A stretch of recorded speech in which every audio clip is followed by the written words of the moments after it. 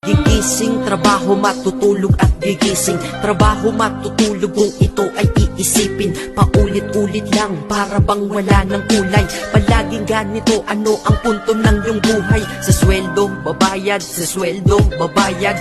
Kakasweldo lang pero ubos ang pera kagad. Ito ba talaga ang binigay na kapalaran? Hindi ka mabubuhay kung hindi mo babayaran. Mahirap pala to, sana maaga kong nalaman. Para kang malayang preso pag di ka anak mayaman. Dahil aking napuna kapag bumiyahe sa umaga. Mga tao sa paligid ko hindi rin maligaya. Tayo ay mga alipin sa moderno na lipunan. Magandang kinabukasan, kailangang pag-ipunan. Pero pagkatapos nun, ano ba ang kasunod? Ika'y magkakasakit, mamamatay ka ng pagod. Di ba napakalupit? Ganito ba talaga? Habang nabubuhay ka, pera ang mahalaga. Kaya magtrabaho ka, magbanat ka ng buto. Yan ang salitang maririnig mo sa buong mundo. Dahil libre lang mangarap, pero mahal mabuhay. Pero kapag kayakap, iyong mahal sa buhay. Para bang lahat ng pagod ay mayroong katuturan. Yan ang sweldo kong sapat at walang katumbas yan.